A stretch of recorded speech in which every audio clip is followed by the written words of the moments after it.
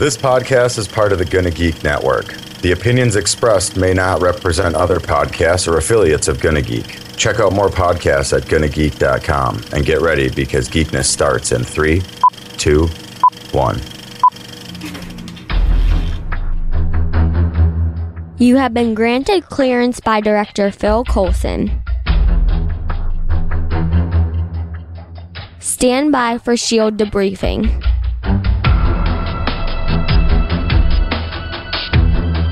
All information to be discussed here is classified and may only be discussed among agents granted clearance by the S.H.I.E.L.D. Director. Now it's time for your scheduled debriefing. I'm Agent Stargate Pioneer. I'm Agent Haley. And I'm Agent Lauren. Welcome to Legends of S.H.I.E.L.D., a Marvel Comic Universe podcast. This is podcast number 64, Agents of S.H.I.E.L.D., Season 2, Episode 12, Who You Really Are. This podcast is recorded on Wednesday, March 11th, 2015. Legends of S.H.I.E.L.D. is a fan-based podcast, a fan cast, a bunch of fans casting about the ABC television show Marvel's Agents of S.H.I.E.L.D., Marvel's Agent Carter, soon to be Marvel's Daredevil on Netflix, and the general Marvel comic universe. Because of Pete! If you'd like to talk to us about Pete, you can contact us on our website, legendsofshield.com. Our voicemail, 844-the-bus-1. That's 844-843-2871. Our Facebook page, Legends of S.H.I.E.L.D. Podcast. Our Twitter, Tumblr, and YouTube, all Legends of S.H.I.E.L.D. And our forums at forums.gonnageek.com, or you can search for Gonna Geek on the Tapatalk app. And just a minor, small, little reminder, in May, we have a wonderful vacation plan for you, don't we, Haley? Geekation, guys. So much fun. Not officially sanctioned or sponsored by the Gonna Geek Network, because they can't handle the legal liabilities. But it is the biggest geek party of the year. We're all going to get together in Chicago. We're going to hang out in the hotel, and we're going to go out on the town. And, you know, it's like, if you've ever listened to any of the Gonna Geek podcasts, it's like being there in the room, just all the time. So we'll chat, we'll play games, we'll drink, we'll eat, we'll drink, and then we'll drink some more. Don't forget about the Nerf gun wars. Oh, yes, Nerf gun wars, and then drinking. So wear eye protection. You know, pro tip. Bring eye protection and step up your Nerf game because Haley is serious about her Nerf game. Right. And just a little warning, in case you're not aware, you cannot carry on a Nerf gun, so you will have to check that. I did not know that. I was wondering about that. Good to know. Good to know. Also, when you're going through security in an airport, you need to take your microphones and digital recorders out like a laptop. Otherwise, they bomb sniff you. Just a little pro tip there, too.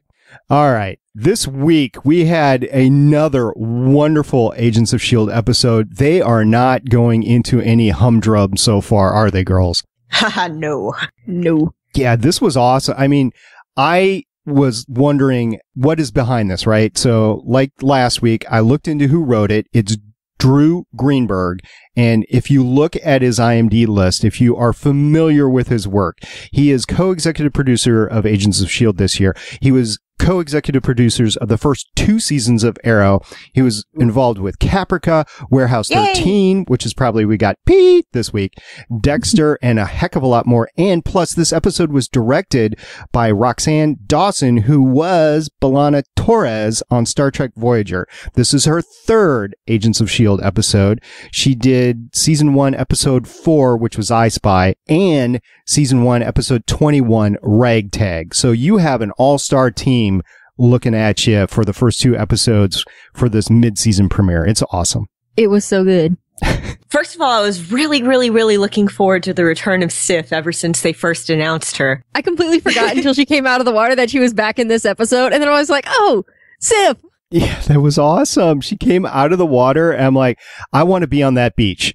What beach is Sif going to come out on? And I just want to see, I won't touch her because I don't want to get thrown 50 feet, but I just want to be there seeing her coming out of the water. And I don't care if she's got clothes on or not. Yeah, apparently you need to go to Portugal for that. Would you really mind if she threw you? Because I could see maybe you being into that. Well, as long as the landing was soft, I guess I'd be fine. I mean, it was sand. It wouldn't hurt that bad. All right. Yeah, just have her throw you into the water. It'll be like a really fun ride. Why not?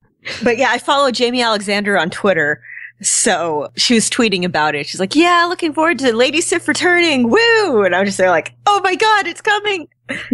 Oh, my Sif? Whatever. Yeah, that's right. Yeah, so I was really looking forward to that. And then we're all like, how long is Skye going to have to hide her brand new abilities from the team? And the answer is not long at all, like less than 2 episodes. Well, she can't keep grabbing the pop can forever. Hey, you said pop. Everyone knows it's Coke. It's pop. Or soda. It's Coke, damn it. Could be soda, pop, whatever. I don't care. Coke.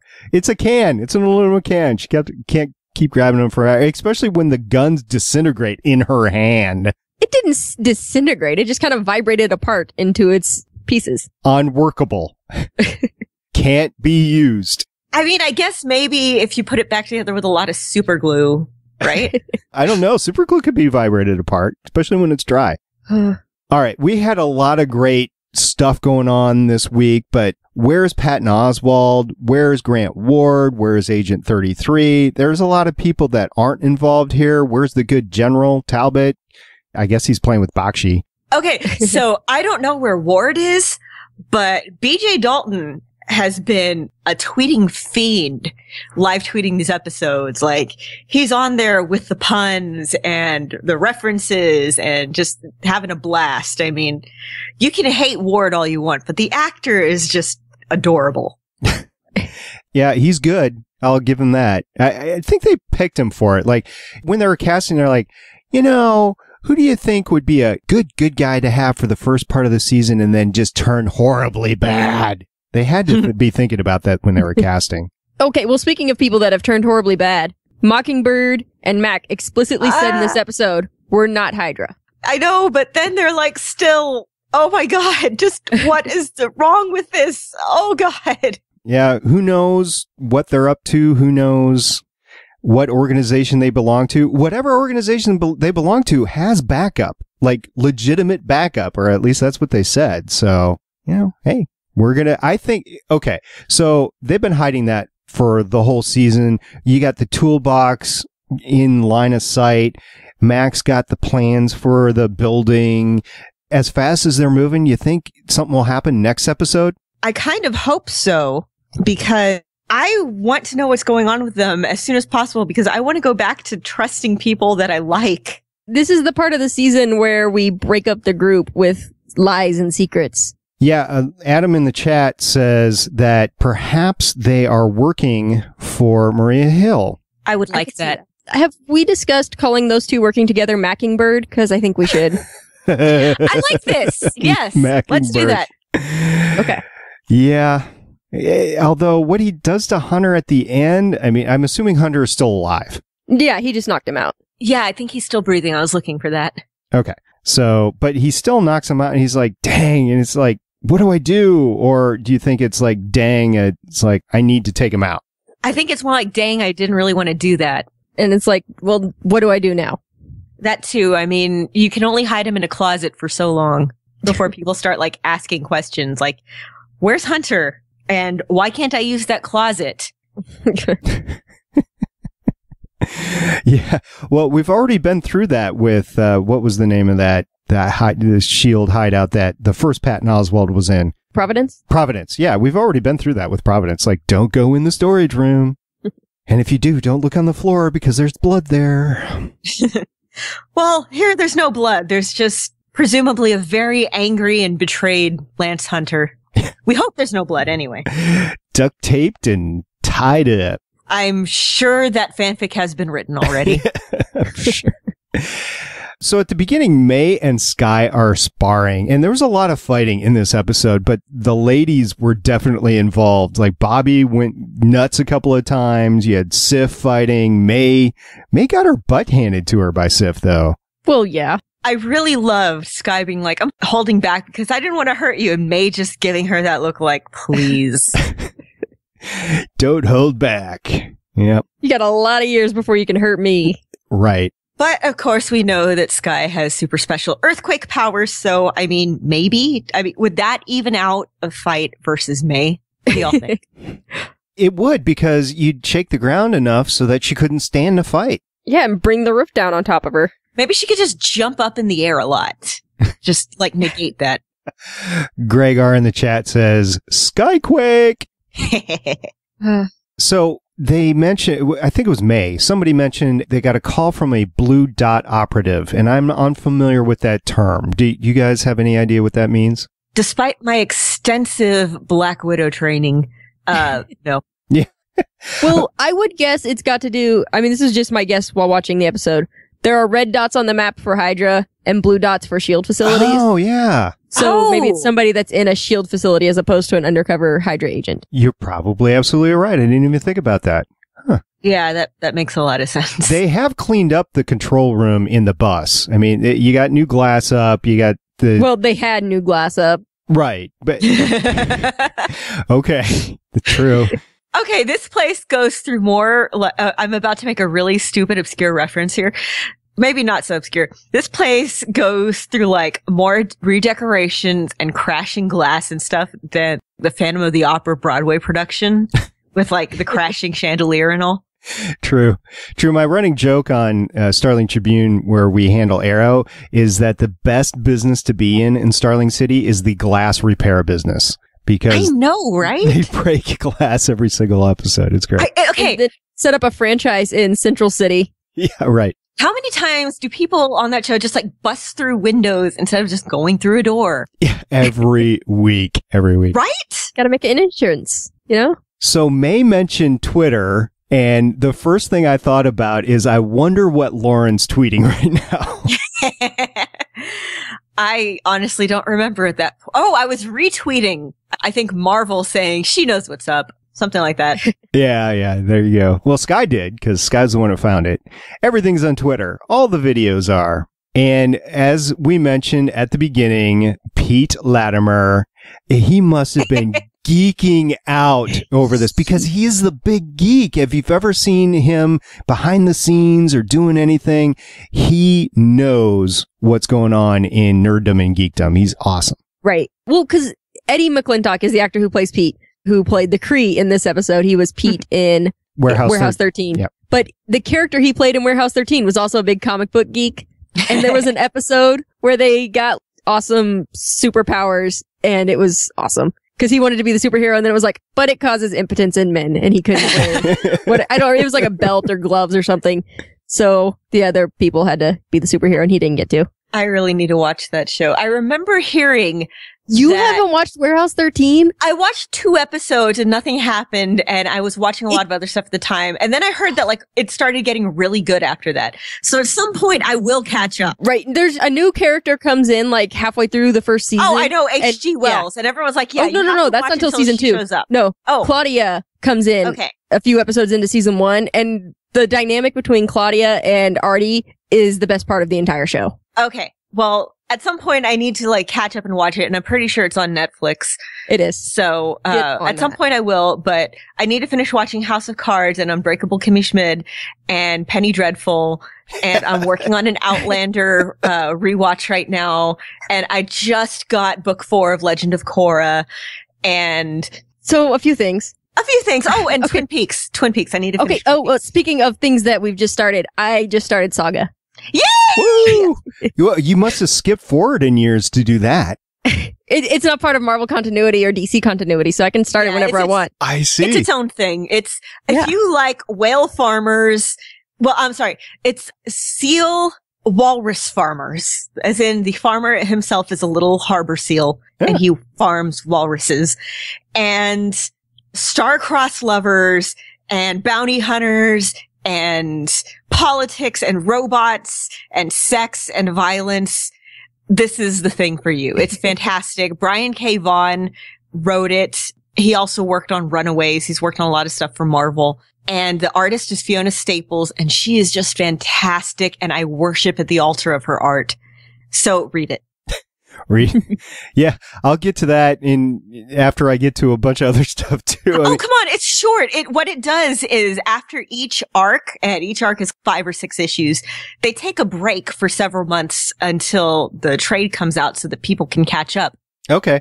Well, I fully intend on reading it. But as you just mentioned, there is a ton of stuff that I'm trying to get to and podcasting at the same time. It's like there's not, with all this great geek stuff out right now, there's not enough time. I'm amazed that our co-host over there in the Plain States has decided to start in 1950 whatever and move forward from there. I couldn't do that right now. It's just, and you don't have to with comics, by the way, but I do recognize, that you can, and then you get all that wonderful backstory. It's great. 'Cause we're living in an age where you can pop in at any time. If you want to start from the beginning, great. You can. You can do Doctor Who from the beginning too, but that's a lot of, I would recommend if you're starting Doctor Who to go start at the modern age versus way back when. Right. And then go back if you want later. Oh, that's another thing I need to catch up on. I started with none, by the way, but I am still on Rory and Amy. Yeah, that lasts for a while. Yeah, but I think I'm still in like the first season with them. Okay. Well, it's all good. You know what else is all good? When Hunter breaks a light post just by touching it. That was amazing.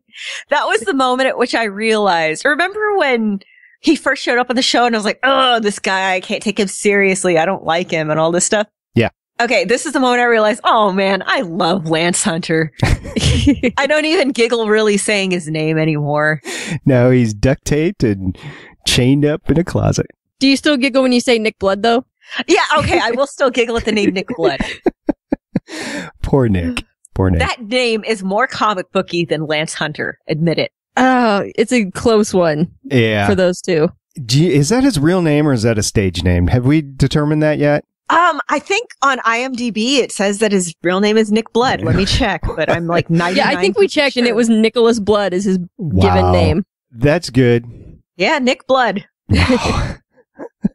Oh, that's funny. You know, even without her memory, Sif is formidable because when they are interrogating that old guy on the beach, she's like, "Give it up, old man."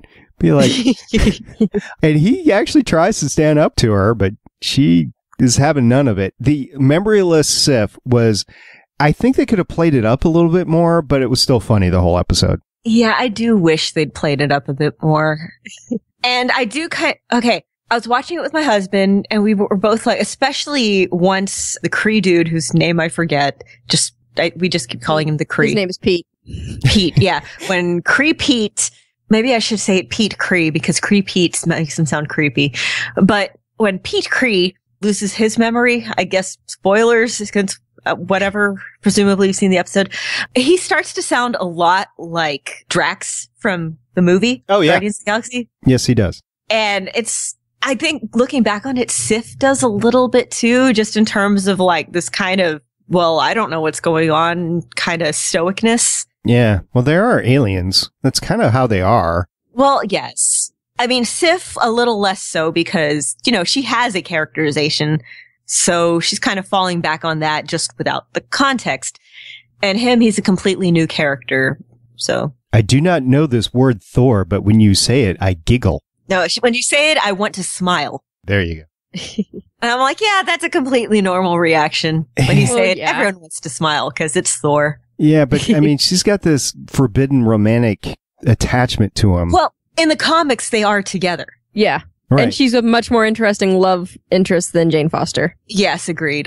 Although there was in the, when Sif took over A Journey into Mystery, there was a really great comic where she and Jane hang out for a day or so, and they're just like talking about Thor. It was pretty great.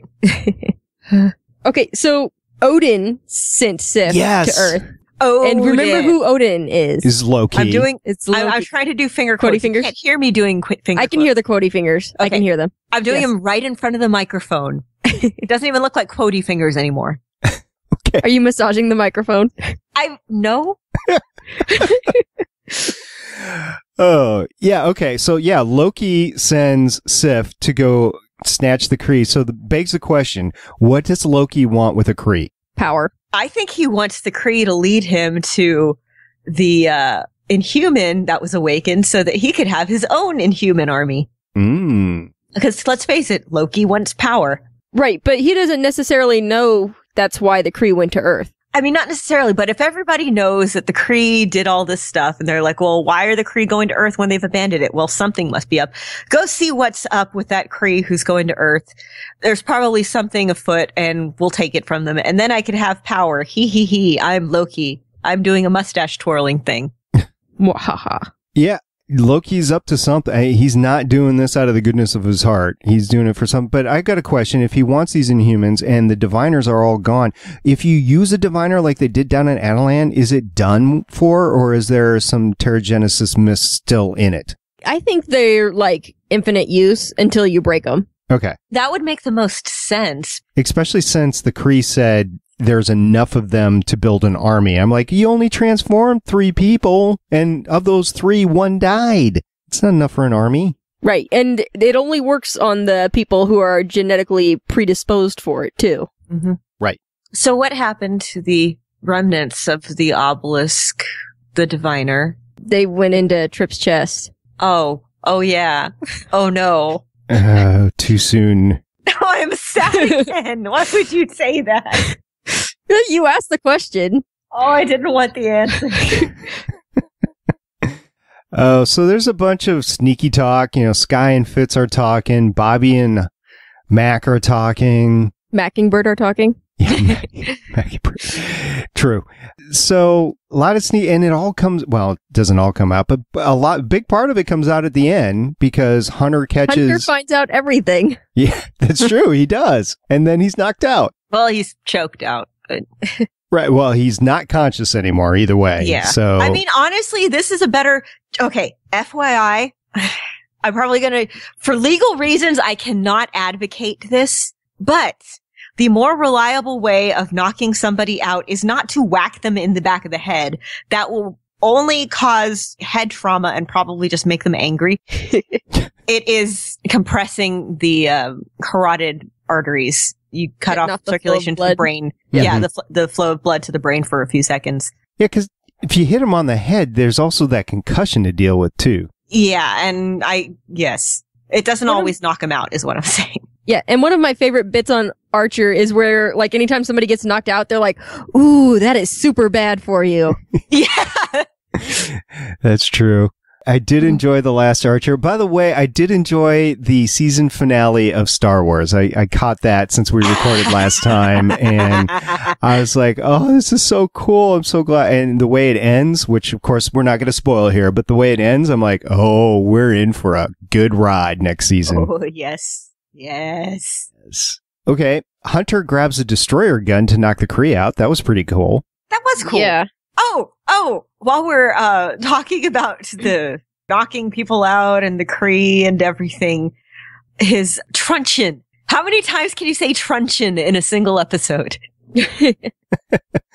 None for me, because I probably butchered it every single time I tried it. Truncheon. Let's hear it. Truncheon. That you got it. You got it. Don't say it again. You nailed it. Krasinski. No. I tried. You tried. I tried. You get points for trying. Valiant effort, sir.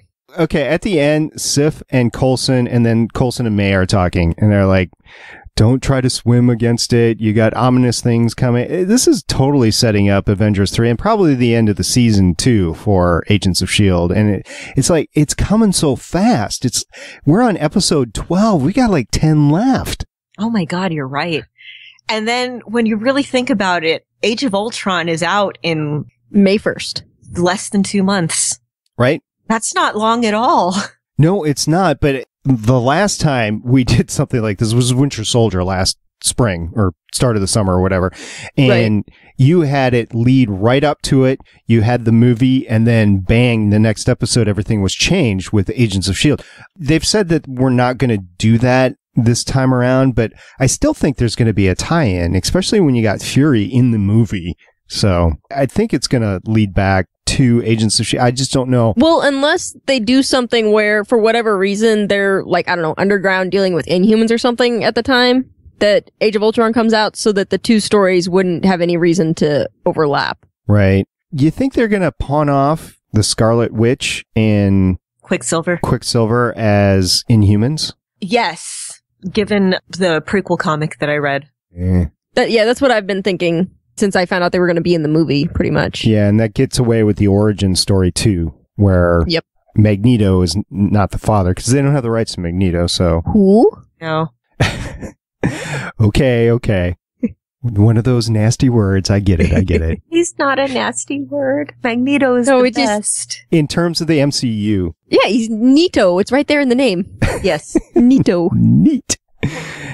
All right. Well, Fitz is all about protecting Skye, and Mack is staunchly against it. It's the same thing Mack before was against Coulson and what he had become. So Mack is all over taking down this organization right now.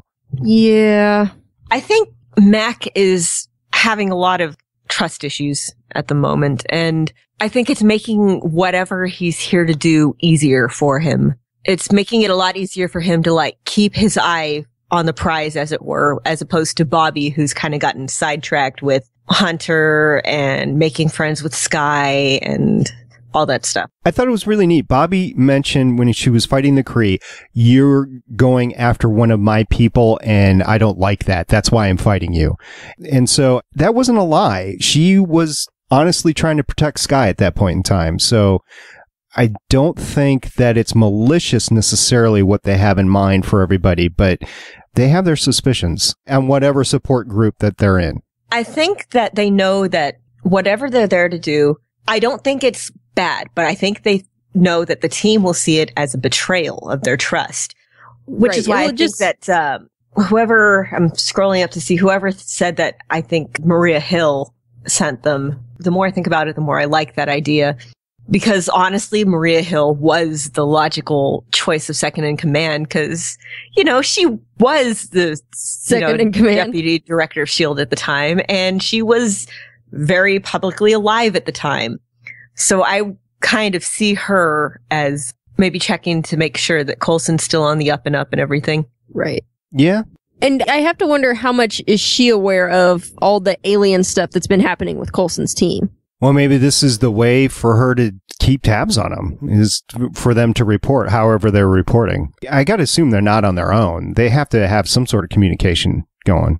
And Adam in the chat is right. Maria did tell Coulson at the end of last season to stop. Right. Yeah, she did. That's right. I forgot about that. Yes. It's time for a rewatch, isn't it? It is. Always is time for a rewatch. I've got the Blu-ray set.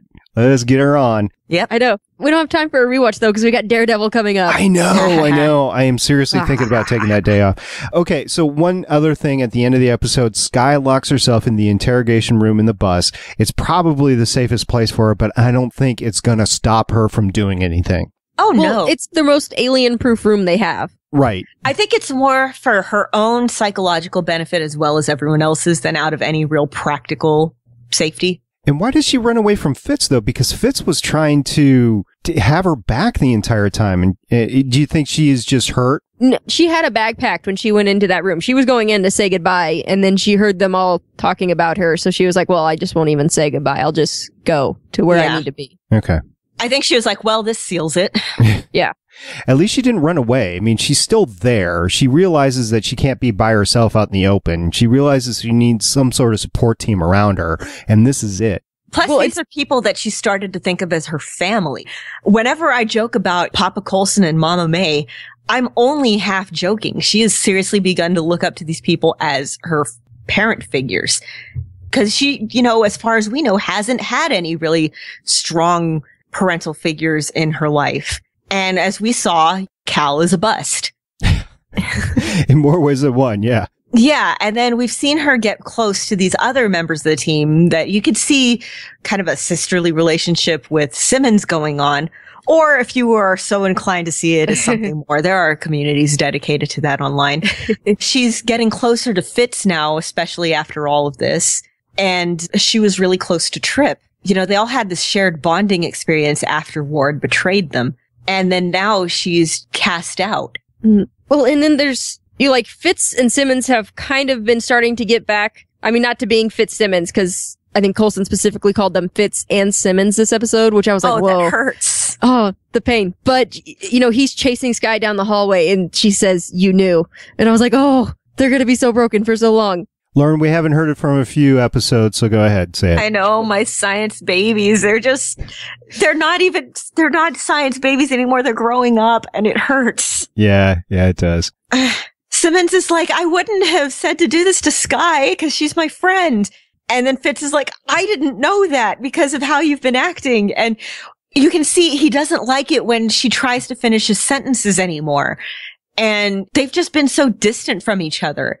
And they're just not on that same wavelength anymore about just everything. Can you imagine going back and watching the beginning of season 1 now? Oh, that's going to hurt so bad. I can't wait to do it. And Adam in the chat said, and the Science Babysitters are a bit of a bust at the moment, too. I know. They just all...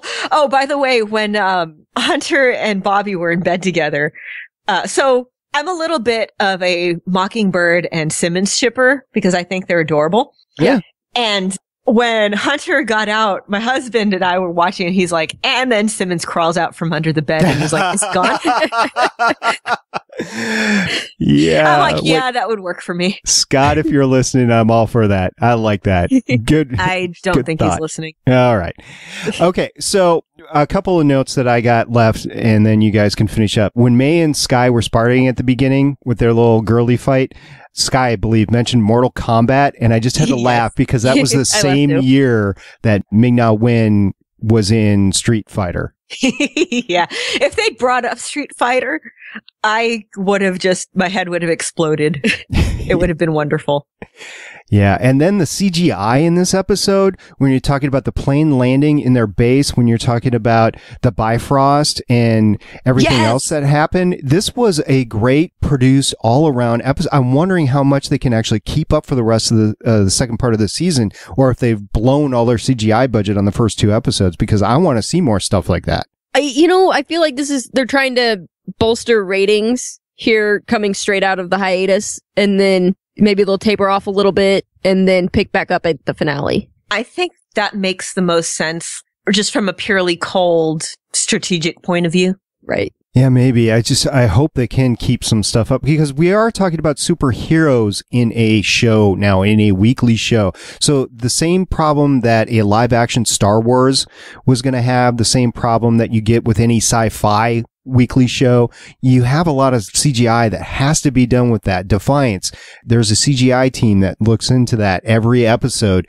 and when you're producing 1 episode every 8 days, and that's a nominal schedule for all TV shows, that's a lot to do. Doctor Who in some episodes, that's amazing. Although I think Doctor Who they get a little bit more time than 8 days per episode, but I just hope that they can keep it up, because this would be great if they could.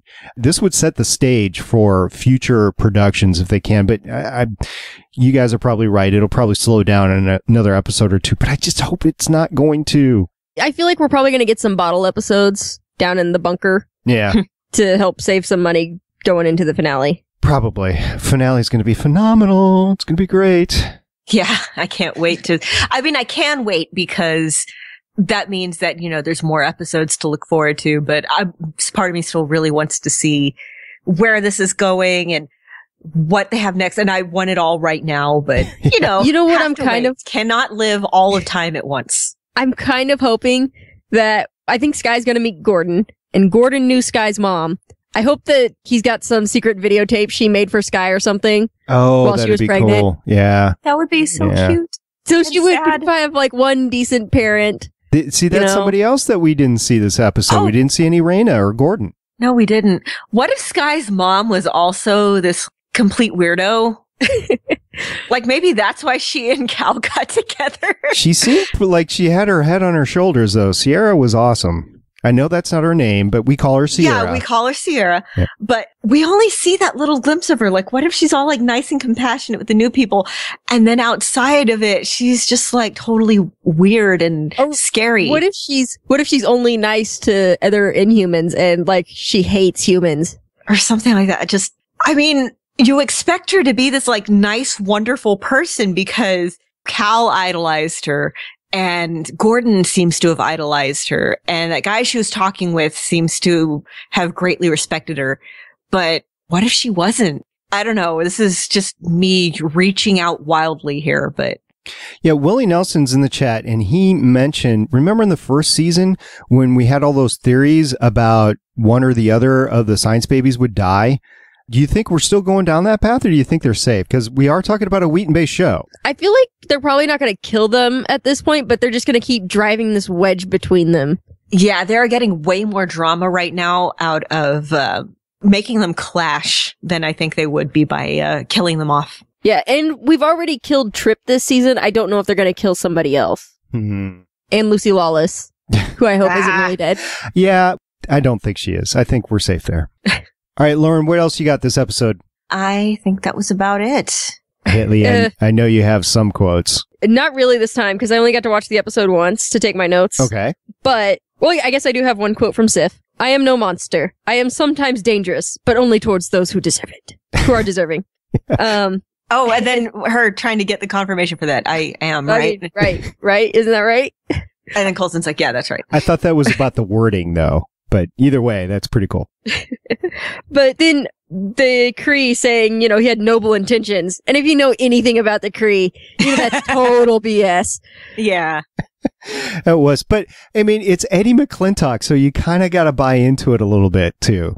And especially how he grabbed whatever that thing was to give Sif her memory back. The way he dropped it was fantastic. Like, I was like, oh, it's Pete. He's touching things and then dropping them. Yeah, I know. It's great. Eddie, we love you. Put it in his mouth. I need to watch this show. You do. You really do. Oh, yeah. First season starts out, as Haley said, first season starts out a little slow, but once you get a few episodes in, it just takes off for the rest. Once Claudia gets there, It gets so good. Yep, that is. You got anything else, Haley? No, that was it for me this week. All right.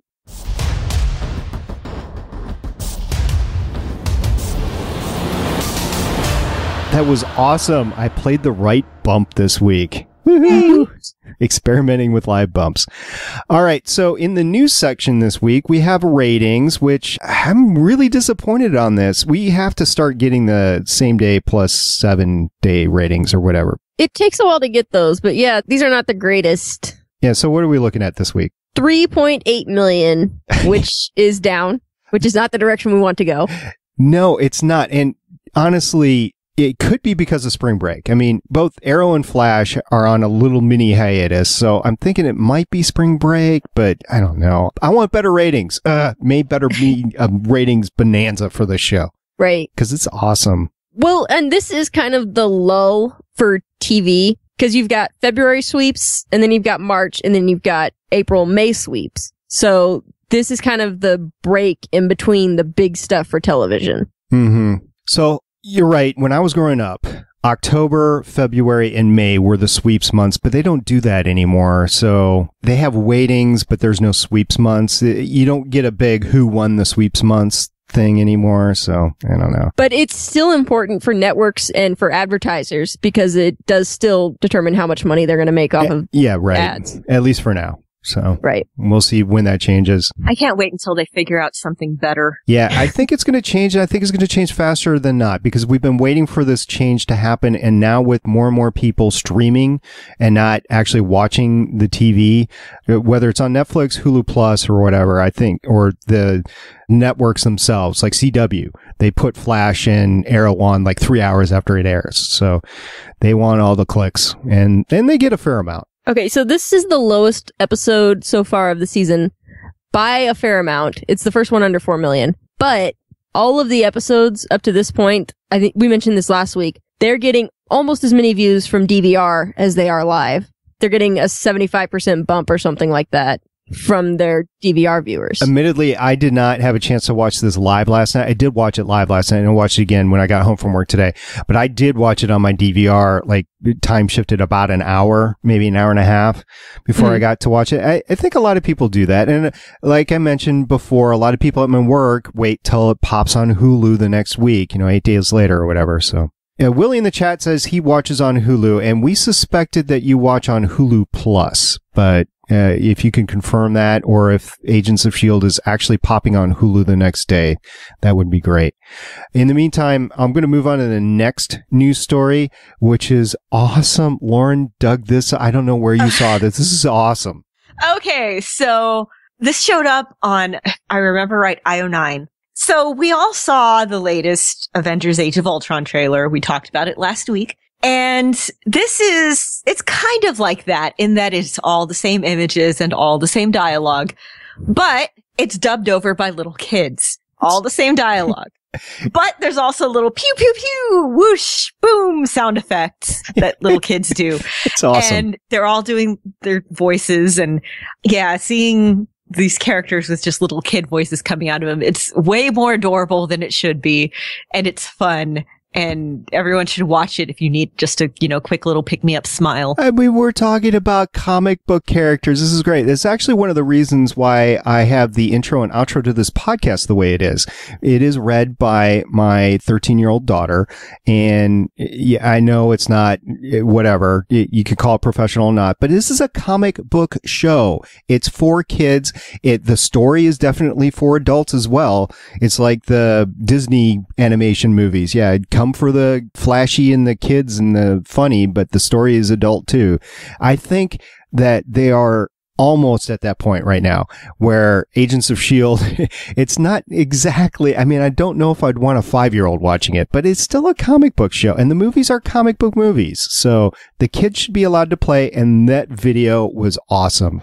Go, if you haven't seen it, go listen to it, watch it. It is incredible. Another video that we saw this week, which was awesome, was the new Daredevil trailer. Yes. Okay. So they premiered it online and then they showed it during Agents of S.H.I.E.L.D. And it is the full, I don't know, however long it was, like a minute trailer for the Netflix series that's coming out. And I am excited. And it has Charlie Cox talking, and it has just glimpses of people in costume. And okay, my biggest takeaway from this, Vincent D'Onofrio looks and sounds amazing as the Kingpin. Yeah, he does. After coming off the movie, because we watched the movie in the hiatus over in Christmas break, coming off of the movie, this is definitely a different cast. It's a younger cast, which fits what it all is. But Vincent D'Onofrio, I think he's going to be the star of the show. Yeah, seriously, he's a good actor. I used to watch him in Law & Order Criminal Intent. I really love The Cell. I mean, Men in Black. Come on. He does this really wide variety of things. And in this, I mean, he has this really kind of intimidating gravitas and just the physical presence. And I just just the little hints that we got of him. I can't wait. I think he's going to be amazing. Yeah, I was talking to another friend of the cast, Kier, which is a co-host of Haley's on Gallifrey Public Radio, and I believe he's also co-hosting the rest of the season for Gotham Nightline on the Gonna Geek Network. Anyway, he popped in and was like, so, you guys doing something for Daredevil? He's like, yes, Kier. Yes, we are. We claimed all of it. We're going to go, just to remind everybody, we're going to go ahead and give our quick snippets of all of the season when it drops the next podcast. But then this summer, we're going to go episode by episode, and we're just going to enjoy it then too. So this is going to be a fun Daredevil ride this summer. Yeah. So those of you that were worried we wouldn't have anything to talk about before season 3 of S.H.I.E.L.D., you don't worry. Yeah, those of y'all that were worried that we might have to go back and talk the 1990 whatever David Hasselhoff Captain America and the never released Fantastic Four movie. Oh, yeah. If we do those should be live commentaries. Oh, I would love to do that. Yeah, we'll look into that. Libations. Yeah. Okay. I might actually, risk going to the hospital on that one. So. It'd be fine. Okay. So Mike Coulter talks a little bit of Luke Cage. Okay, Laura, what do we got? Okay. This is an interview that he did with, well, it's on Latino Review. It's a link from some other website, but he's talking about some other stuff, but then he's also talking about his role as Luke Cage and Jessica Jones and everything. And he says, Marvel actually gives you a special training class on how not to say too much in interviews. And I'll believe that. Yeah. Which comes as a shock to no one that's read any of the interviews. Yeah. So he talks about how Luke Cage has super strength and unbreakable skin, and how this is still all part of the MCU, but Luke Cage is darker, grittier, and more tangible.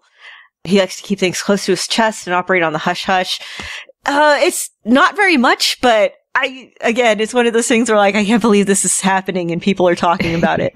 Yeah, when you see Clark Gregg on the stage, have to confer. I don't know if that's showmanship or if he's really like, can we really talk about this? I don't remember if I'm allowed to say this. Yeah, I think it's legitimately that he's like, can I say this or not? That's what I think, but a little bit is probably showmanship. Anyway, you got to toe the Marvel line because you don't want to get fired. This is a money train for everybody involved and a fun train too, which is why Eddie McClintock is involved. So yeah, can't wait for AKA Jessica Jones. This is all going to be fun. I didn't think I'd be interested in the stuff, but I totally am now. So probably just because of Lauren saying, Luke Cage! Operator, that was for you. Yes, it was. All right, moving on. I don't know completely what to think about this, but I don't think it's totally a bad thing, but I don't know. What do you think, Haley, about Marvel Studios skipping San Diego Comic-Con? I can understand why, because they don't need to. It's not like they need the press. It's not like we don't know what's going on at Marvel, but just as a fan, we like to see them there. We like to see the big everyone walk out on the stage. Oh my gosh, it's everybody. But they made their big announcements earlier this year. You know, they announced what they're doing for the next, how many years? 5 years? 4 years? Yeah. So what really would they even do there? Well, Star Wars is also skipping San Diego Comic-Con, but I want to say it's just a couple of weeks later is the big Disney thing. It's called D23. Yeah.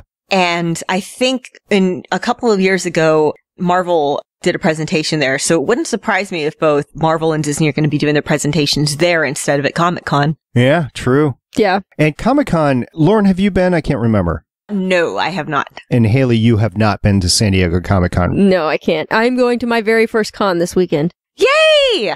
Oh, so excited. Yeah. We'll talk about that later. Yeah, right. Yes. So I went to San Diego Comic-Con with a bunch of friends a few years ago, and on the goodness of their hearts, they made the 4-day badge pass available and everything. It's different now.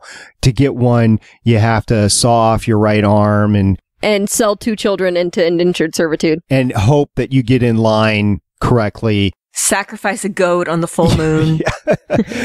Would a bucket of KFC do? I don't know.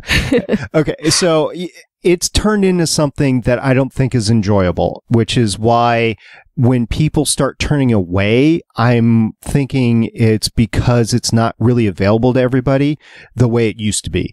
Now it's such a big event that everybody wants in, but if you don't get a chance to go, then you miss out on something. I think in general, this is just my commentary. I don't have anything to back it up, but I think the industries in general are trying to divvy this stuff out across the entire United States to cons like Haley is going to, and New York Comic Con, and Dragon Con. They realize that this is a perpetual media machine that goes throughout the year, and by putting all their bags in one basket in San Diego Comic-Con, it's just not working anymore. That's just my commentary on it. Now, if you get a chance to go to San Diego Comic-Con and enjoy it, please go. Enjoy it. It was a great experience. I'm glad I went. I just won't go again. See, more than like the panels and stuff, I would want to go for the stuff that happens around San Diego Comic-Con. Yeah. Like, there's the panels, and there's walking the floor, but there's also like Nerd HQ, and there's in the Gaslight District, Woodstock, and that kind of stuff going on in the same area around Comic-Con. That I would love to go for. Yeah, there's displays out in the open. There was a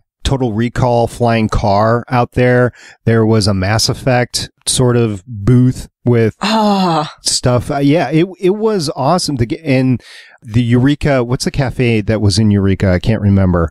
Sci-Fi transformed a cafe to be the cafe that was in Eureka that was on Sci-Fi Channel. Oh my gosh, I can't remember the name of it. Vincent's? Yeah. Yes. But I don't think it was called Vincent's. It was called, maybe it was Vincent's Cafe. Yeah, something. I haven't seen Eureka in so long. Yeah, right. And it's been off the air for a while, and that's why they don't do it anymore. But the whole downtown San Diego turns... Cafe DM. Thank you, Adam. Thank you. That's Adam. Wonderful. That is a wonderful pun. And Willie points out that the cosplayers are cool to see too. And yes, they were. Right. Yeah. If you're a cosplayer, cons are the place for you.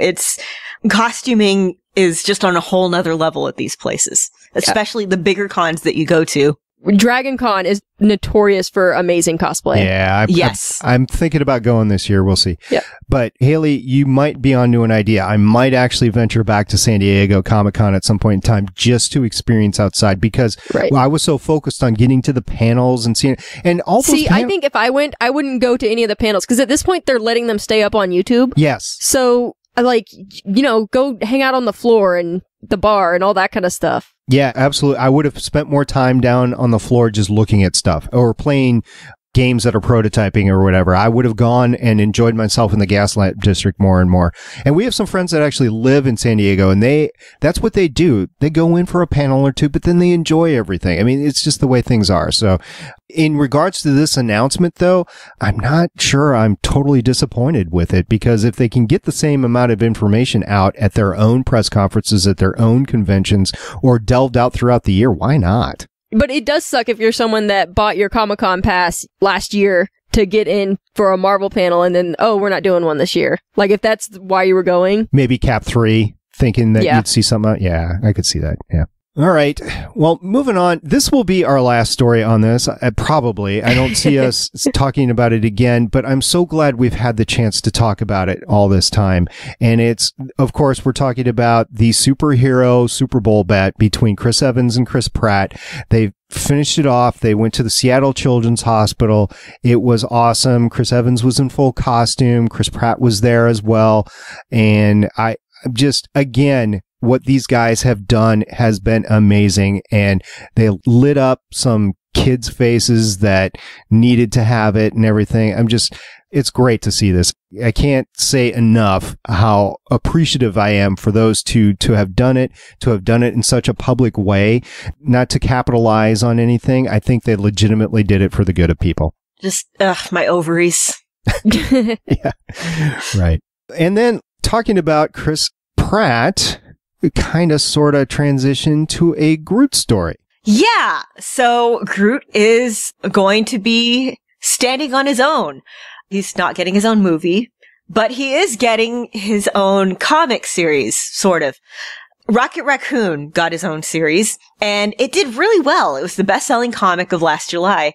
So Marvel is doing a little, I'm not sure if it's ongoing or just a mini-series, about how Rocket and Groot met. And it's being written by Jeff Loveness, who has written for Jimmy Kimmel Live. And it's being drawn by a newcomer to Marvel Comics, Brian Kessinger, who's also done work for Disney Animation. And as they describe it, get a front row seat for explosions, space sharks, aliens, and intergalactic hitchhiking. Yeah, baby, you read that right. And there's pictures of the space sharks and Groot and Rocket, and it's adorable. Yeah. Adam and they're going nuts in the chat here. Willie said, I bet it will be very verbose. Yes, we know. 5 words. I am Groot. We are Groot. Yeah, that's great. Of course, they're capitalizing on Groot, but Groot deserves it. He's a nice character. I can't wait to see him again. He is pretty great.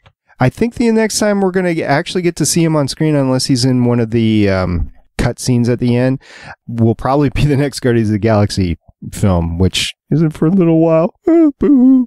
Oh, well.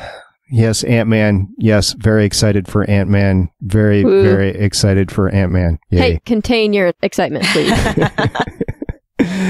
All right. This, unfortunately, is something that I'm not excited about. I did see this news story, and I was like, aw, just like any other industry, just like any other family or whatever, there is stuff that happens, and in this particular case, a comic artist who has done DC in the past, but also Marvel, Norman Lee, is, the last I saw, he was presumed lost, and I guess this news article says he's presumed dead. Yeah, this was updated on Monday, March 9th. Norman Lee, who's, like SP said, has done work for Marvel and DC. I have a bunch of comics that he's done. He did work on Wolverine and the X-Men. He's done some work for Marvel Adventures, and he's done some work on Magneto, Not a Hero, all of which are fantastic comics. I'm not as familiar with what he's done for DC, obviously not being as much of a DC fan, but I really loved all his titles, and I loved all his work on him. He and his wife had gone snorkeling in the Cayman Islands, and he never came back. They were snorkeling, and they got separated. And because the currents were too powerful, they are just calling off the search and presuming him dead. And it's a huge shame. He was a very talented person, and his families and friends were just pouring onto his Facebook page and pouring out well wishes. And the comic book community, it's a big one in a lot of ways in terms of people who work in it and write in it and are fans of it. But when this stuff happens, seeing everybody come together, it's kind of heartening and it's kind of sad, like it touches everyone. So hug your loved ones a little tighter and read his books that he left behind as his legacy. And yeah, I guess there's not really too much else to say on that. Yeah. I would like it if he was found alive, but it's been several days at this point, so it's not looking very likely. Yeah. It's hard to survive out in the ocean for that long, especially if you're snorkeling. Probably didn't have much with him. So definitely will be a loss, and feel for the family and his close friends. Moving on, Jeremy Renner has stated something which is basically turning Civil War into another Avengers movie. Right. Joining the ever-growing cast, Jeremy Renner is going to be in Captain America Civil War. So we've got Captain America, Iron Man, Black Widow, Black Panther, maybe Falcon, maybe Spider-Man. So yeah, a lot of people going to be in this movie. Not so much a solo film. Yeah, not so much at all. And probably Spider-Man too. Yeah, I said Spider-Man. Okay. Question, is he going to be playing Jeremy Renner or is he going to be playing Hawkeye? Probably Hawkeye. Oh, okay. I would say both. Yeah. Like, first one, then the other. Ugly. You got to go back to a panel last year to understand that reference. Okay. I understood that reference. Yeah, there you go. So, also second to last story, our penultimate story for this podcast, Chris Evans is feeling a little bit more comfortable in the MCU. Maybe possibly wants to stay around. Yeah, Pop Sugar has an interview with mostly Chris Evans, a little bit with Jeremy Renner, and among the other things that they talk about, Chris Evans mentions that he's feeling, well, more comfortable in the Marvel Universe. He's saying, the first movie you're terrified, the second one you're intimidated because there's so many great people.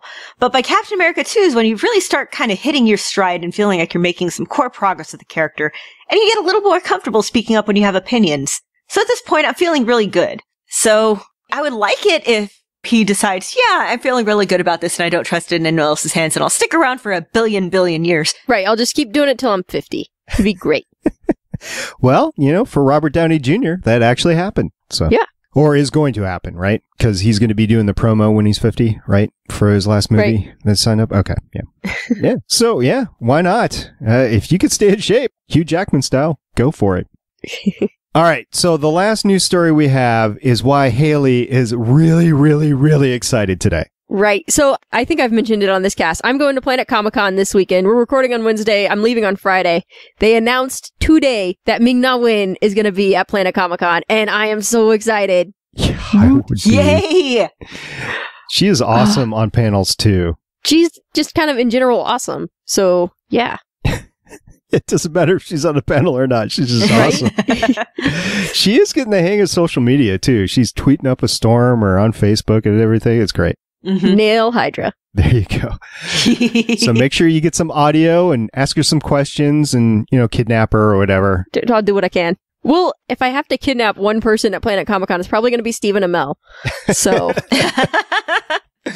for reasons. Yeah, that's a good choice. Which we would love to have on Starling Tribune sometime. So if you could try to get an interview or something, and then we'll play it on Starling Tribune like weeks later. I don't have to get an interview there. I mean, once I've got him here, I can. Okay. All right.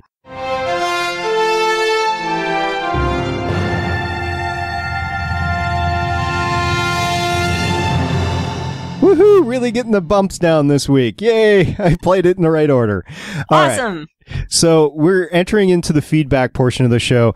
On Twitter, we had, there is a bunch of feedback on Twitter. We really appreciate everybody that interacts with Lauren when she's live tweeting. It is great. I was kind of mad that I couldn't participate this week. So hopefully we'll see what goes on next week. But we do have some tweets which go back to last week. And Richard at Kodiak GWC said, I can't wait for Daredevil to hit Netflix. Yay! Yeah. Oh, it's going to be so good. I know. And he says, #sick day. Well, yeah. And also, Andy Migna said he was rewatching last week's episode. What did Coulson and May throw at their fake ambush attackers, which created a big explosion? And this we didn't cover last week. This is interesting. I thought that they shot it like some tanks. Yeah. To make it explode like Jaws. Oh, but there were people around, though. So how did they avoid the explosion? You know, the actors? Timing? Yeah. They got that special, like, burn-resistant gel. Yeah. Oh, yeah. But yeah. hey, no one ever said being a S.H.I.E.L.D. agent was going to be a safe job. That's true. That's actually true. I think they tell you the exact opposite. There you go. Okay, Richard at Kodiak GWC also said, I think they're still planting the seeds for Civil War. They very well might be. Could be. I think they are. I think that we're also way off from that Inhumans movie, and who knows what's going to happen. I mean, that's just a long time. We've introduced Inhumans. They're going to be around for a while, so that actually might just make for a better Inhumans movie. Who knows? And also our friend, Mr. Paracletes, tweeted us a science question. Yay! Can nitrogen actually be used to change skin color in Earth creatures, or is this Kree specific? Okay, well, it can actually change your skin color. Normally, it turns it kind of a whitish first, and then it turns kind of a bluish black as you develop frostbite. So there is some change of color, but... Well, yes, because your skin is dying. Right. Yes. Yeah. So no more skin. Yeah. It doesn't... Yeah, that's... But Kree biology is slightly different. Yeah. Oh, fun fact. If you go to the liquid nitrogen entry on Wikipedia, yeah. If you go to safety, the first paragraph mentions my college and an incident that happened there while I wasn't attending, I was working at the college at the time, but I had nothing to do with it because I was on the opposite side of campus. She's got a solid alibi. I do. I wasn't even in that building at the time. Yeah, somebody did not properly check the pressure valve on a liquid nitrogen tank, and it kind of blew through like 3 floors of the science building. These things happen. Okay? Yeah. It propelled the tank through the ceiling immediately above it, shattered a reinforced concrete beam immediately below it, and blew out the walls of the laboratory. Yeah, I used to take classes in that building. So it was right near the dorm. It was right near the dorm I used to live. Well, I'd graduated by that point. Oh, okay. Yeah, I was working on a different side of the campus, so it was not me. And it happened at 3 a.m. My liquid nitrogen story is not as good as that one. Yeah, what's your liquid nitrogen story? Well, when I was in one of my physics classes, we just had a tank of liquid nitrogen for science and reasons. And the professor was like, yeah, here, I've got a bag of Cheetos. The puffy ones, not the crunchy ones. It's very important. Yes. And he, dumped the whole bag in there and then, pulled them out with tongs. It's like, okay, everybody eat one. And I was like, yeah, you can eat it. It's fine. So, yeah, we ate. Yeah, that's not nearly as exciting. No, not nearly. I should have gone first. And then you could have told your story. All right. Talking about going first, I put out a comment on our Facebook page and said, hey, we're scheduled to record tonight. Tell us what you thought about the episode. We actually got a lot of feedback. First of all, Adam said, I've been swamped yesterday and today, so you won't be getting a voicemail. I should be able to make it to Mixler, though. And yes, we have been interacting with Adam on Mixler, so great. And, no voicemail? Oh, well. See, that's what happens when you come on the podcast and you're a co-host on the podcast as a guest. The next week, it doesn't happen. The magic is ruined. Yeah. Mm-hmm. So we're looking forward to hearing from you next week, Adam. And Willie said, Hulu, here I come to watch, then to call in, which he did. So that's a little teaser. We're going to get a voicemail from Willie in a second. Chris said, where did Lady Sif leave her armor? Strange. She had it just to go back in time to Asgard. I was going to bring that up before, but I wanted to have Chris have his little glory there. Yeah, where was Sif's armor throughout this whole thing? We were talking about that at the end of the episode. Like, she just shows up with, where did she stash it? Because she has to hide it somewhere, and she has to go get Earth clothes. And so... Hides. Did she just rent a hotel room or something? What, with her Asgardian credit card? Yeah, did she stash it in a hole, knock somebody out and take their clothes? I like to think it's like the beginning of Terminator. Yeah. That's exactly what happened. Did she stop by England, get Jane and Darcy to take her shopping first. Ooh, that's a thought. Especially Darcy. Maybe that'll be in the next Marvel one-shot. I know, right? Wait. Oh my God, I would love that. Darcy, Jane, and Sim shopping for hides. Okay, yeah, let's just do that. Let's do a whole episode of that. Like, them just like hanging around London. They go shopping, they take in a show, Sif starts a fight, whatever. It's good times. Girly times. It'll be fun. I wish that's what they would start doing with the one-shots. Just random, whichever actors they could get that weekend, group hangouts. Like, that would be amazing. That would be like superheroes doing normal people stuff and then a fight breaks out. There was actually like some X-Men comics that did that for a while. I think it was like Nation X. It was right after they all moved to San Francisco a few years ago, where you have Emma Frost enjoying a spa day and some of the teenage X-Men are bored, so they decide to go fight crime. Just stuff like that. Everyone just hanging out. Yeah. But yeah, I think she got them to take her shopping and then she like bifrosted over and hid her clothes under a rock or something. Well, no, she just stored it at Darcy's apartment. And then Darcy put it on to hang out with her boyfriend. I was just going to say, Darcy probably had some of her boyfriends help out too, right? All right. Paulo Silva said, just some information about last night's episode. Portugal, it's no Brazil because of the way the people were talking. And Faro, it's not in the Azores. Is that how you pronounce it? No. Azores? The C with the little thing on the bottom is pronounced like a S. Okay. Azores or Azores. But it was a great episode of Agents of S.H.I.E.L.D. and it was good to see my country being referenced. I.E. or E.I. What is that is that the Spanish thing that I'm not picking up? It's Portuguese. For E.I. for what? How do you pronounce it? E. Chavez? Okay. Yeah. I'm very, very sorry, Paulo. I speak Spanish poorly and I can read Portuguese, but pronouncing it is different. Yeah. I am terrible at pronouncing it. There's just stuff that I'm like, okay, this is how I would pronounce it in Spanish. And it turns out it's not pronounced anywhere near like that in Portuguese. So I know I'm going to mess it up and I apologize. But to me, it looks like it should be pronounced Chavez, but I'm positive it's not actually pronounced like that. No, he meant the EI before. What is that there for? Yeah. I know. I'm looking. Oh, okay. I guess, Chavez. It's a nice. I guess. Okay. Chavez. It's a nice town, and thanks for the podcast. It's awesome, and I just want to say thank you very much for letting us know that information, and we really appreciate your feedback, and that is awesome.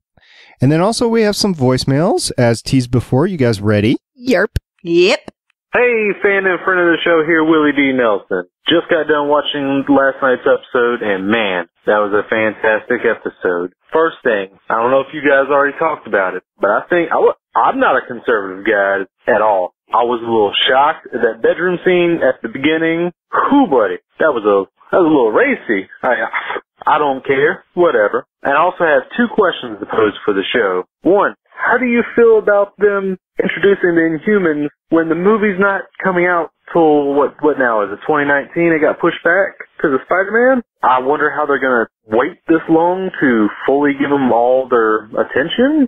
I guess we'll see, and I wanted to hear what you have to say about it. And two, I was kind of wondering, do you think the Avengers will ever find out that Coulson is alive? If so, do you think it will happen by Avengers 3 Infinity War is going to come out? Or do you think they might have to wait till afterward, after the Phase 3 and we get into Phase 4? Thanks, guys. I'll keep listening if you keep putting them out. Willie Nelson out. Racy bedroom scene. So it's Willie, not racy unless you see boob or butt. Have you ever seen a Friday Night Lights episode? Just wondering. Yeah, that's as racy as they're going to get on ABC, probably. Yeah, true. Boo. This is not FX. Not yet, anyway. Yeah, on FX, I could see all of Charlie Hunnam's butt. So, they got a lot to work up to. Yeah, we've actually talked about this, the fact that Marvel... well, that too. Marvel does not have an adultish channel to really broadcast on, so they gotta keep it PG. Do you think Daredevil will have butts? Yes. Yes, it Yay! is. Yes, it's going to have butts and boobs. Yay! If I know my Netflix content, yes, it is. So he also brought up what we thought about introducing the Inhumans now with the movie not until 2019. And I don't know if 2019 is the right date but it could be. Yeah, it is. Okay. So what do we think about the Inhumans now? And it is 2015, so we're 4 years away from this movie. I'm pretty sure the Inhumans movie is going to be about the royal family specifically. That makes the most sense. So I think they're probably just not going to get into those specific characters on the TV show. Okay. Yeah, I'm thinking that this is their way of easing us into superpowered people and making it more believable. Like making it an entrenched part of the world, especially since we can't say the M word. Magneto? Me too. All right. And then also he brings up the Avengers. When will they figure out that Coulson's alive? That's a good question because we haven't seen any scenes of Phil Coulson in Avengers 2. So Avengers 2, shawarma. That's my guess. I would love that. Like he walks in, hey guys. Yep. That'd be awesome. Or maybe it'll just be him in Tony's apartment, exactly like Fury was in Tony's apartment. Oh. Yeah. So it's like the director of S.H.I.E.L.D. comes to recruit Iron Man. I like it. Tony's like, I've already been through this. Nice symmetry there for Samuel L. Jackson. Your first name's Agent again. Yo! Demoted back to agent. Yeah, you ran the bus into the ground. Oh, by the way, I was thinking about that. Where are they getting all this gas for the bus all of a sudden? Because aren't they broke? Well, interdepartmental talent show. Bake sales. They could commandeer a Girl Scout troop. I mean, it's cookie season. It is. I got accosted 3 times today. I almost bought out like a whole bunch of cookies yesterday, but I was very good and I didn't. I have not been carrying cash, so... Yeah. I was at the store. I needed to get stuff for dinner, so I was like, well, I could just take out a 20 and change when I'm checking out. And then I was like, no, I will be strong. I will not eat the cookies. When they start doing that little credit card swipe thing that you can put on your mobile phone, that's going to be a problem. When the Girl Scouts do that, they get my money. Yeah. I'm just saying. So, by the way, I used to be a Girl Scout and I used to sell those cookies. And I will tell you, Girl Scouts teaches you how to be manipulative. I was really good at it. I was only a Girl Scout for 1 year, and we just did the pre-order sales. We didn't have extras that you sold outside of stores or anything. No. I used to go door to door. My mom would drop me off in, these neighborhoods, and I would go door to door with my, little uniform, big puppy eyes, and beg people to buy cookies. And then my mom would, drop us off outside of Walmart with the rest of the girls and her troops. And we'd be there in our uniforms and our big puppy eyes, and we'd have, contests to see who could sell the most boxes. Yeah, I sold the most boxes from my Girl Scout troop. The 1 year I did it. Everybody in town got cookies for me. Everybody. It was a small town, though, so it wasn't that many. Yeah. But everybody. All right, so that's where the gas is coming from. You guys ready to hear our last voicemail? Yeah. Hey, guys, it's the operator. What's going on? Wanted to make a couple quick comments on this week's episode because, first off, I didn't think it was going to fall apart that fast for everybody. I thought it was going to be another week, maybe 2, and then it was going to be oh, Fitz said this, and Henry did that, blah, blah, blah. But, no, we're pretty much here, and it's pretty much ugly. For starters, I have an issue with Simmons saying, well, you lied to me. You know what, sweetheart? You bailed on Fitz when he was brain damaged. You don't get to play the, oh, you lied to me and hurt my feelings card. You don't know. You bailed. You get to deal with that. Sorry. Second of all, Henry, of all people, talking oh, well, secrets are a problem. You know what, dude? You know what? Shut up. You get to say neither diddly nor squat. You get nothing. And then choking out homeboy at the end of the episode, it's going to be bad. But Skye, he's just in a bad place. She'll be alright, though. He'll be okay. And she'll just, cause a couple of earthquakes and be like, okay. But the show is just so damn good. It's just so damn good. Just brilliant, brilliant work. And you guys are doing brilliant, brilliant work. Keep up the awesomeness. Talk to you later. Peace. Thank you very much, operator. And thank you, if I didn't say it before to Willie, thank you very much for your voicemail, too. He brings up some good points. Simmons doesn't have a leg to stand on. She didn't bail on him, though. They were like, yeah, we think it would help if you weren't here, so here's a secret mission to go on. I think that's something that was unstated, that she actually did bail because she couldn't handle it anymore. I think that's what they were trying to get at with the story in the first half of the season. Yeah, I think so too. I think the other part was just to justify it to herself, but she couldn't handle him like that, is what I think. and Mack. Yeah, we talked about that. Yeah. What's the term you coined, Haley? Mackingbird. Mackingbird, yeah. We'll see what's going on there. Yes, I agree. It is a great show. I'm so glad we stuck with it. And go ahead. I think that's the secret that's going to come out next week. Like, it seems like they're not keeping things secret for long this season. Skye stuff came out this week. So next week, I think it's going to be the Mackingbird stuff coming out. I hope. Yes. I hope so too. Yeah. So it doesn't fester. And then the episode after that, Simmons gets activated by Hydra. That's right. Compliance. Because we haven't addressed it in a while, but we know it's there. That's the episode name too, isn't it? It's like Love in the Time of Hydra or something. I think so. Wow. All right. Not looking forward to that. And hey, maybe we'll see Ward then too.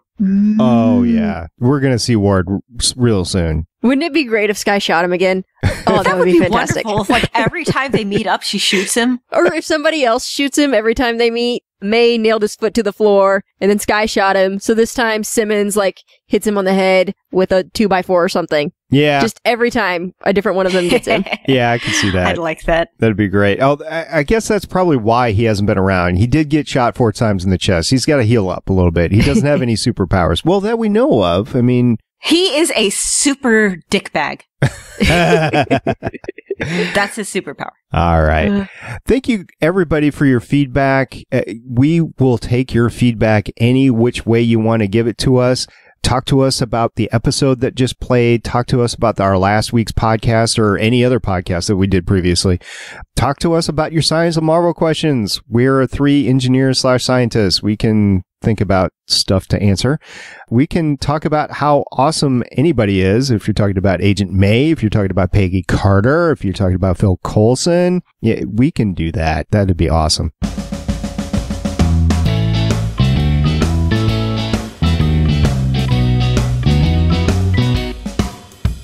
Next week, we are going to be talking about Agents of S.H.I.E.L.D. The next episode is called One of Us. So we will be talking about One that. of us. One of us. One of us. Yes, the homage to Legends of S.H.I.E.L.D. We appreciate it, Marvel. We do have a website, legendsofshield.com. You can find all of our contact information in the top right-hand corner. You can also find all of our back episodes, including the first 13 episodes that you can't find anywhere else. They're on our website. You just got to scroll down to get them. They're like collector's edition They episodes. are. People are still downloading them. It's great. Thank you very much for doing that. Just recognize that it is a different show. There are 3 different hosts. They were so gracious to give us this podcast. I was thinking about that today. They actually paid us to take that podcast. So it's how it worked. But yes, there are 3 different hosts. That's Operator, who you heard on the voicemail. That's Beef, and you can go to Legends Podcast and hear him. And also Wing, who graces us with his presence from time to time. And they did the first 13 episodes. I actually joined them for one. And you know, it was actually almost exactly 1 year ago that they gave us the podcast. Yeah. That's amazing. So, yeah, you can go ahead and see the first 13 episodes at the website, Legends of S.H.I.E.L.D. Also, we do have a voicemail. You heard 2 voicemails. That's 844-THE-BUS-1, 844-843-2871. We are on Facebook. We are on Twitter. We are on Tumblr. I still haven't updated the YouTube channel, but we do have the first 52 episodes on there, and I am working to get that updated. Had a little car problem this weekend that I had to take care of, so that was the time that took me away from that. Also, forums. We have forums on the Gonna Geek website. That's forums.gonnageek.com, or search Gonna Geek, all one word, on your Tapatalk app on your smartphone or mobile device, and you can go ahead and get a hold of us there. We have a great body of listeners. Thank you guys so much for your feedback. We really appreciate interacting with each one of you on all the means, right, Haley? Yeah, especially thank you to everyone that liked the Facebook page for the first time this week, and everyone that talked with us on Facebook, commenting on our posts and posting things there. So thank you guys. And thank you for everybody on Twitter who shows up, comments, follows along with the live tweets. I've said it before, I'll say it again. I absolutely love doing those live tweets, and I love talking with y'all. Everybody who just comments when they're watching because, you know, of time differences, or because you're watching a repeat of it, or because you're watching your DVR or Hulu or whatever. Or if you just want to talk to us because on Twitter, thank you for everything on there. We see you. We love you. Thank you. Yeah, it is actually supercharging to get messages from you guys about this. This is great. We love talking about Agents of S.H.I.E.L.D. We love talking about Marvel, and it's great to hear from you. Especially voicemails. I love those. They come in pretty easily now, and I'm able to upload them pretty quickly and get them to play. So thank you guys. Don't hesitate to give us a call. I'll say the number again, 844-THE-BUS-1. Thank you specifically to Operator. Thank you to Willie for giving us some voicemails. And then thank you for everybody that showed up on the Mixlr chat this week. We really appreciate everybody's comments on there. And whether you realize it or not, we're reading everything. We just might not be able to get to it. So we do appreciate you guys. And heck, you guys are actually talking to each other now too. So that's great. So until next week, I'm Agent Stargate Pioneer. I'm Agent Haley. And I'm Agent Lauren. Bye. See you guys next week. Bye. Later. Thank you for listening. If you want to leave us feedback, go to gonnageek.com and you'll find all of our contact information and other shows. You can also visit legendsofs.h.i.e.l.d.com where you'll find our complete archive of podcasts. The music heard on this podcast is by Kevin MacLeod and can be found at incompetech.com. The opinions heard on this podcast are those of the individual host and do not represent Legends, Stream, or Gonna Geek. Agents of S.H.I.E.L.D. is the property of the Disney Corporation. No infringement is intended.